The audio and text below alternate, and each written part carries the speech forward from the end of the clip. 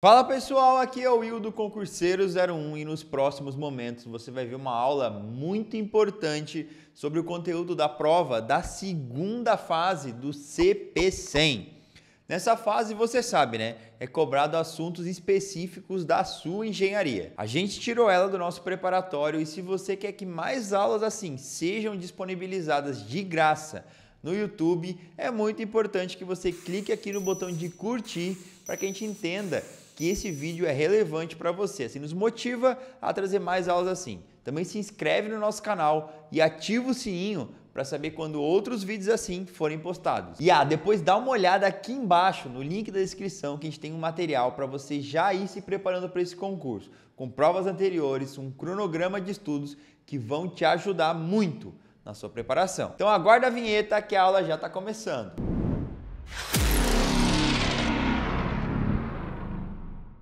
Bom, continuando o nosso curso de Sistemas de Controle, hoje falaremos sobre controlabilidade e observabilidade, além também de verificar as relações entre equações diferenciais, funções de transferência e equações em modelo de espaço de estados. Começando com controlabilidade, o sistema ele é dito controlável se a partir de um instante t0 qualquer, eu consigo levar o sistema do estado que ele se encontra a um outro estado no intervalo de tempo finito. Isso pode ser visto como a capacidade do sistema de seguir uma referência. Em todo instante de tempo qualquer, eu quero ser capaz de tirar ele daqui e levar ele para um outro estado desejado, sempre mantendo uma trajetória do meu interesse. Bom, a controlabilidade ela pode ser descrita de forma matemática, e para isso nós vamos considerar inicialmente o sistema somente dos estados, ou seja, x ponto é igual a x mais bu. Então, x é o vetor de estados, U é o sinal de controle, A é a matriz da dinâmica e B é a matriz de entradas. Então, supondo que o estado final, o estado para onde eu quero levar o sistema, seja a origem e o instante inicial seja t igual a zero, a gente pode obter a resposta desse sistema sendo escrita na forma do exponencial de at1, x de zero, mais a integral de 0 a t1 da exponencial de at1 menos tal, bu de tal, d tal. Só que se no instante t1 eu já estou na origem, significa que eu posso isolar a exponencial de atx de zero, passando todo o conteúdo dessa integral e a integral em si para o lado direito, subtraindo. Depois disso, eu ainda posso dividir dos dois lados pela exponencial de at. E aí eu vou ter isolado simplesmente x de zero. Fazendo esses passos, o que nós vamos ter? Que x de zero é a integral de 0 a t1 negativo, da exponencial de menos a tal, bu de tal, d tal. É possível demonstrar que a exponencial ela pode ser escrita como um somatório de vários coeficientes que multiplicam um polinômio de grau n menos 1 na matriz A, onde n é a dimensão da matriz A, né? Então, ou seja, se eu quero calcular a exponencial de uma matriz de grau 5, eu posso descrever ela como, na verdade, coeficientes que multiplicam um polinômio nessa matriz de grau 4. E é suficiente para poder representar a exponencial. Utilizando essa relação e substituindo no lugar da exponencial, nós ficamos com o negativo do somatório de k igual a 0 até n menos 1, de a k a b, integral de 0 a t1, de alfa k, de tal, u de tal, d tal. Se nós chamarmos todos esse lado direito aqui de um parâmetro beta, nós vamos obter que x de zero é, portanto, negativo do somatório de k igual a 0 até n menos 1 de ak b vezes um beta de k. Isso daqui pode ser escrito na forma matricial como o produto entre dois vetores. Todo o somatório pode ser escrito como o produto de dois vetores. E para satisfazer essa combinação linear para todo instante de tempo, é necessário que todas as linhas ou colunas dessa matriz sejam linearmente independentes. Para que isso seja verdade, é necessário que o posto dessa matriz seja completo. Então, vamos observar aqui um exemplo. Supondo um sistema na forma x mais bu novamente, esse sistema aqui ele vai ser de estado controlável só se essa matriz, a matriz de controlabilidade, ela for de posto completo. Então, vamos montar a matriz de controlabilidade para esse sistema aqui.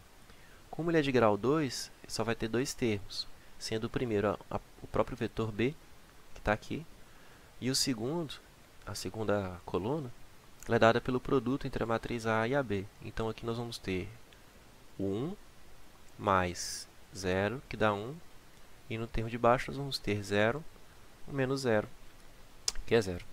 Notem que essa matriz tem uma linha de zeros, o que quer dizer que o vetor da linha de zeros é LD, né? Todo vetor nulo ele é linearmente dependente, e portanto essa matriz ela só tem posto 1, o que quer dizer que só um dos estados dela é controlável. Portanto, não é de controlabilidade completa de estados. Vamos olhar a controlabilidade do ponto de vista da saída do sistema. Para isso, agora, a gente utiliza o sistema completo, né? X ponto igual a x mais bu, e y igual a cx mais du. E de forma semelhante ao que foi descrito para a controlabilidade de estados, né? É possível deduzir que a matriz de controlabilidade de saída vai ser C, CAB, C ao quadrado B, C ao cubo B e assim por diante até o grau n-1 da matriz, lembrando que n é o grau da matriz A do sistema. Então, se aqui novamente você tem uma matriz de grau 10, você vai escrever essa expressão até a chegar no grau 9. E aí o último termo você utiliza a matriz de transmissão direta.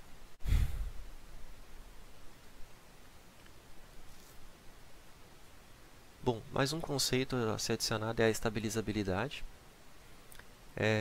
Todo sistema que possui controlabilidade completa de estados ele é estabilizável. Mas nem todo sistema estabilizável ele possui controlabilidade completa de estados. Então vamos observar esse exemplo aqui. Nós temos a matriz A diagonal, o que quer dizer que os autovalores já são os elementos da diagonal. Então nós temos um autovalor em 1 e outro autovalor em menos 1. A matriz de controlabilidade desse sistema é exatamente igual ao anterior. O que quer dizer que a gente só consegue controlar um dos estados desse sistema. Mas observem que o estado x1, que está associado ao autovalor 1, que é o autovalor instável, ele possui influência da entrada. E o estado x2, que está associado ao autovalor menos 1, que é o autovalor estável, ele não possui influência da entrada. O que quer dizer que o que já é estável, eu não consigo atuar nele, mas ele já é estável, tudo bem. Agora, o que é instável, eu consigo atuar nele e alterar a trajetória dele de forma a estabilizá-lo também. Quer dizer que eu consigo estabilizar esse sistema mesmo que eu não consiga controlar diretamente todos os estados dele. Bom, o conceito dual da controlabilidade é a observabilidade, né? E o sistema ele é dito observável num instante de tempo qualquer se com o sistema neste estado, né, no estado deste instante de tempo, é possível determinar o estado sem medi-lo, apenas a partir da observação da saída durante um intervalo de tempo finito. Então, considera o sistema autônomo, dado por x ponto igual a x e y igual a cx. Vamos considerar apenas o sistema autônomo por causa do seguinte: para um sistema do tipo x ponto igual a x mais bu e y igual a cx mais du, as respostas seriam essas aqui. Contudo, essa integral do lado direito só contém elementos que seriam conhecidos no sistema que já foi implementado, né? Você conhece a matriz A, você conhece a matriz B e você conhece a entrada que você está aplicando. De forma semelhante, você conhece a matriz C, conhece a matriz A, B e AD e a entrada que você está aplicando. Então, o lado direito dessa expressão é todo conhecido. O que quer dizer que você pode subtrair os valores dessas integrais dos valores que são observados na saída, quando você estiver medindo a saída do seu sistema. Portanto, observar apenas o sistema dado por x ponto igual a x e y igual a cx já fornece condições necessárias e suficientes para garantir a observabilidade da saída do sistema, visto que essas quantidades aqui são conhecidas e hoje você pode subtrair do que é observado. Baseado nisso, e sabendo, né, que a resposta de um sistema do tipo x ponto é igual a x é a exponencial de at vezes x de zero, e substituindo esse x na expressão da saída, nós vamos ter que y de t é igual a c vezes x, que é a exponencial de at vezes x de zero. Novamente, nos aproveitando do conceito de que a exponencial de at ela pode ser escrita como uma combinação de coeficientes que multiplicam o polinômio de grau n-1 da matriz A, a gente pode reescrever a saída y de t no formato de um somatório de kn igual a zero até n-1 de alfa k c a k x de zero. Expandindo esse somatório aqui, nós vamos obter uma expressão com este formato, em que no formato matricial, né, se a gente for escrever no formato matricial, nós vamos obter então uma matriz de observabilidade nesse formato. C que multiplica A, C que multiplica A ao quadrado, até C que multiplica n-1. Essa matriz ela não é quadrada, tá? E por isso que é requerido que o posto dessa matriz ela seja pelo menos n, para que o sistema seja de observabilidade completa. Ah, por que n? Porque n é a dimensão da matriz A. E se a dimensão da matriz A é de tamanho n, significa que ela tem n estados para serem observados. Ora, se o seu objetivo é observar todos eles e a observabilidade seja completa, então o posto dessa matriz tem que ser pelo menos n para que tenha n equações linearmente dependentes, o que vai fornecer uma solução única para o problema. Então é por isso que tem que ser pelo menos n. Lembrando que m é a quantidade de entradas do sistema. Ele está relacionado com a dimensão da matriz B. Bom, de forma análoga, você pode fazer o conjugado transposto dessa matriz, caso você prefira trabalhar como se fosse um vetor linha. E aí você vai ter C conjugado, A conjugado transposto, C conjugado transposto. Notem que a ordem da matriz também inverte. E assim por diante. E, da mesma forma, você ainda vai requerer que o posto dessa matriz seja n, que é a dimensão da matriz A, que também coincide com a ordem da equação diferencial do sistema modelado, também coincide com a ordem do polinômio característico da função de transferência. Bom, aproveitando o gancho, a gente já vai entrar na relação entre funções de transferência e equações no espaço de estados, né? E para isso nós vamos considerar um sistema na forma completa, x ponto é igual a ax mais bu e y igual a cx mais du. Fazendo a transformada de Laplace desse sistema, partindo primeiro da primeira equação, aqui a gente tem uma derivada de primeira ordem, portanto, S, que multiplica x de S, menos a condição inicial, que é referente à primeira ordem. Tem que ser igual a x de S mais bu de S, e a transformada de Laplace da equação de saída. Y de S é igual a cx de S mais du de S. Mas, em aulas anteriores, foi dito que a função de transferência é definida como a transformada de Laplace da saída dividido pela transformada de Laplace da entrada, contudo, quando todas as condições iniciais do sistema são nulas. Portanto, a gente elimina esse x de zero daqui da equação e a gente pode passar o ax de s para o outro lado da equação e ele vai vir subtraindo. Colocando em evidência, a gente vai ter si menos ax de s igual a bu de s. Notem que a ordem aqui é importante, pessoal. O produto de matrizes não é comutativo. Então, x de s está multiplicando pela direita, ele vai permanecer multiplicando pela direita. Agora, a gente tem a equação nesse formato. E eu posso pré-multiplicar ambos os lados da primeira equação pela inversa de si menos a. E aí eu vou ter isolado x de s. Fazendo isso, x de s, então, é si menos a menos 1, que de aulas anteriores a gente viu que é a matriz de transição de estados, vezes b, u de s. Substituindo x de s na equação de saída, o que nós vamos ter? Era y de s é igual a cx de s mais bu de s.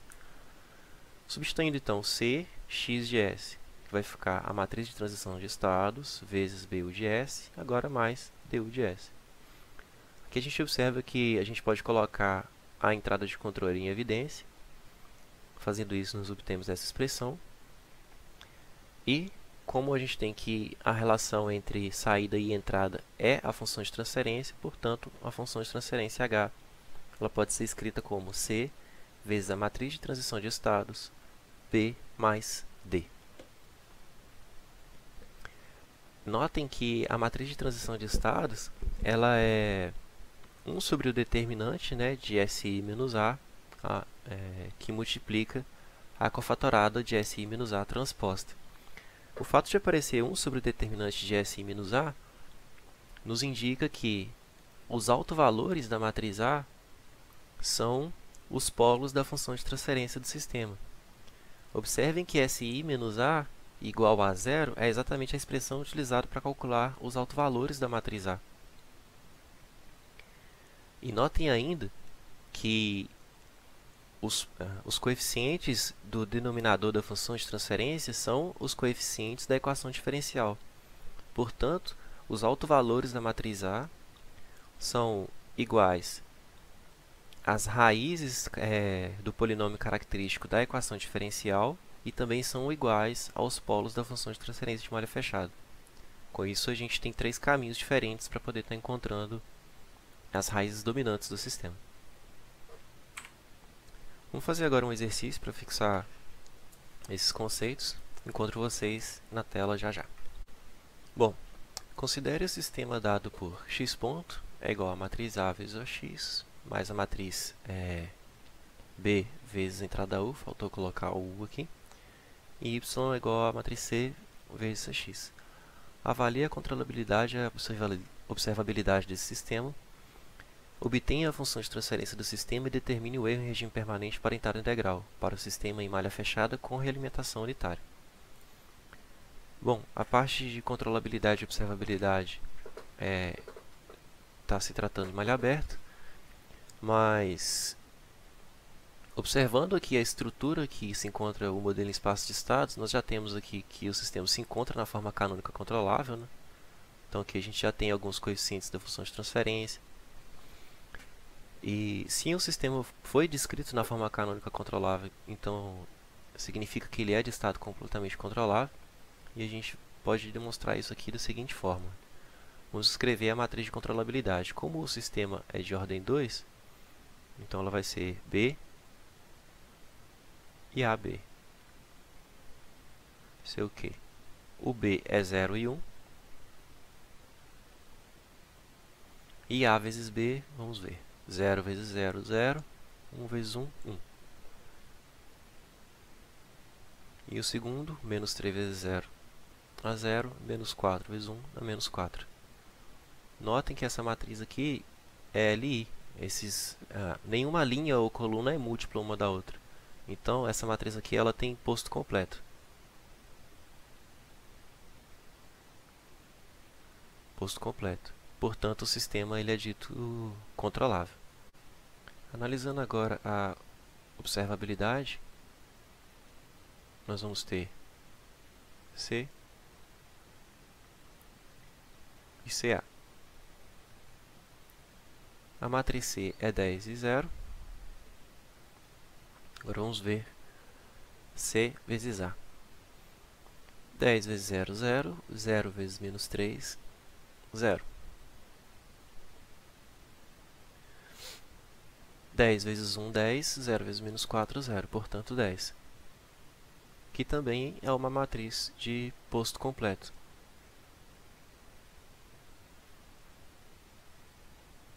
Portanto, o sistema também é observável.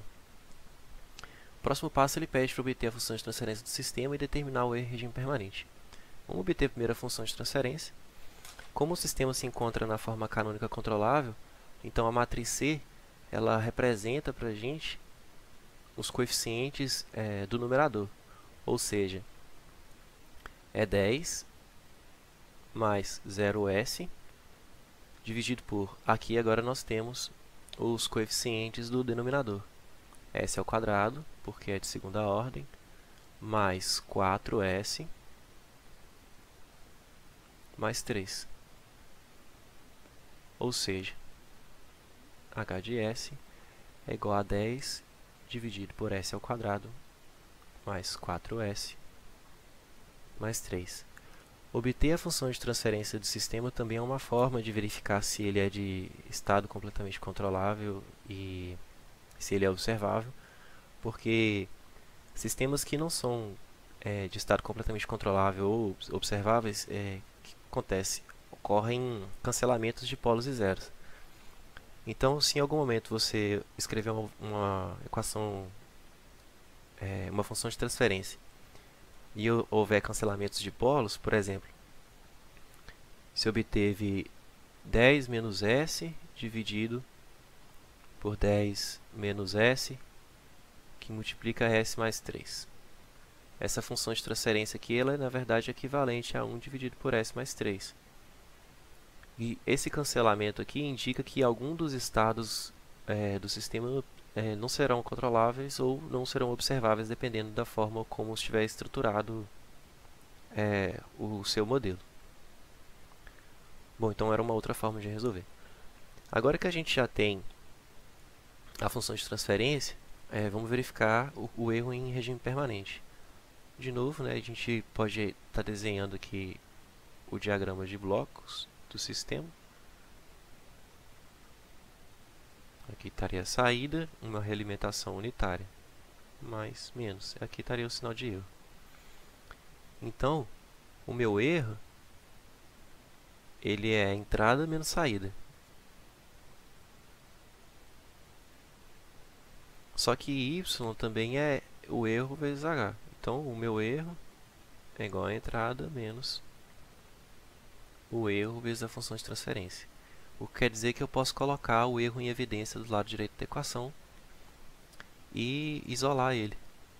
Então, eu vou ter que o erro que multiplica 1 mais h vai ser igual a r, e, portanto, o erro é r que multiplica 1 dividido por 1 mais h de s. Lembrando do teorema do valor final, né, o erro em regime estacionário vai ser igual ao limite, quando s tende a zero, de s e de s. Ora, então, o erro em regime estacionário vai ser a entrada, que ele diz que é uma entrada integral. Na verdade, é o limite, né? Quando s tende a zero, de s, que multiplica a entrada, vezes 1 dividido por 1 mais h de s. Esse termo vai simplificar, portanto, o erro em regime estacionário é 1 dividido por 1 mais AH de zero. Fazendo S tender a zero nessa expressão aqui, vai dar 10 sobre 3. Portanto, é 1 dividido por 1 mais 10 sobre 3. Multiplicando o numerador e o denominador por 3, vai dar 1 sobre 13, que é aproximadamente 0,2307.